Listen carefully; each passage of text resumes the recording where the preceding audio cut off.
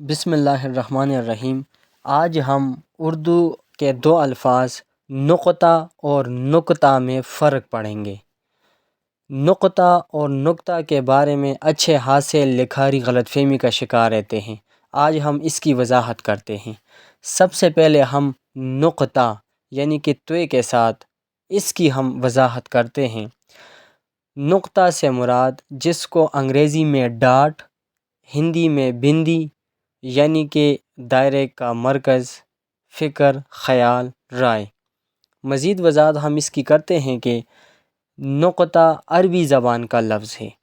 یہ لفظ اردو میں بھی مستعمل ہے۔ قلم کو جب ہم صفحے پر رکھ کر اٹھاتے ہیں تو ایک نقطہ بنتا ہے یعنی ڈاٹ۔ اس ڈاٹ کو ہندی میں بندی اور انگریزی میں ڈاٹ کہتے ہیں۔ نقطہ کی جمع نقاط اور نقط ہے یعنی بہت سے نقطے۔ حروف پر جو باریک نشانات لگائے جاتے ہیں انہیں بھی نقطہ کہتے ہیں۔ مثلاً حرف شین پر 3 نقطے ہیں۔ جس حرف پر نقطہ ہو اسے منقوط کہتے ہیں اور جس حرف پر نقطہ نہ ہو اسے غیر منقوط کہتے ہیں۔ وہ حروف جن کے اوپر نقطہ آئے فوقانی حروف کہلاتے ہیں، جن کے نیچے نقطہ آئے تحتانی حروف کہلاتے ہیں۔ اردو میں منقوط حروف کی جو تعداد ہے وہ 20 ہے اور غیر منقوط حروف کی تعداد 17 ہے۔ اسی طرح دائرے کے مرکز کو بھی نقطہ کہتے ہیں۔ اسی سے نقطہ نظر کی ترکیب بنی، جس کا مطلب ہے دیکھنے کا زاویہ، سوچنے کا انداز، فکر، خیال، رائے۔ اب آتے ہیں نقطہ کی طرف، یعنی کہ کش والے کاف کے ساتھ جو لکھا جاتا ہے۔ اس کا مطلب ہے باریک بات، گہری بات، رمز کی بات۔ یعنی کہ عربی زبان میں ایک اور لفظ ہے نقطہ۔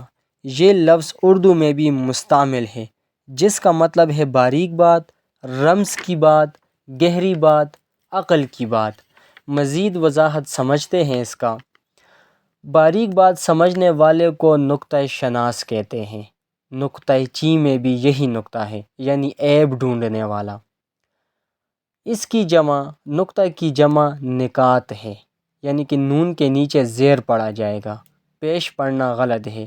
جیسے مثال کے طور پر میر تقی میر کی کتاب ہے تو اس کو ہم نکات الشعراء پڑھیں گے۔ نکات الشعراء پڑھنا غلط ہے۔ یعنی کہ مثال کے طور پر ایک اور مثال پیش کریں تو کہ شیخ مجیب الرحمن کے 6 نکات تھے۔ ہم نکات نہیں کہہ سکتے، 6 نکات تھے۔ فلاں حکومت کا 5 نکاتی منصوبہ تھا، یعنی نون کے نیچے زیر پڑھنا چاہیے۔ حاصل بحث یہ کہ نقطہ ڈاٹ کو کہتے ہیں اور اس کے ساتھ ساتھ دائرے کا مرکز، یعنی کہ جب ہم یہ کہیں کہ کوئی اپنا خیال، فکر، رائے دے تو ہم یہ کہتے ہیں کہ آپ کا نقطہ نظر کیا ہے۔ اور کش والے کاف کے ساتھ جو نقطہ لکھا جاتا ہے تو وہ باریک بات، گہری بات، رمز کی بات کے لیے استعمال کیا جاتا ہے۔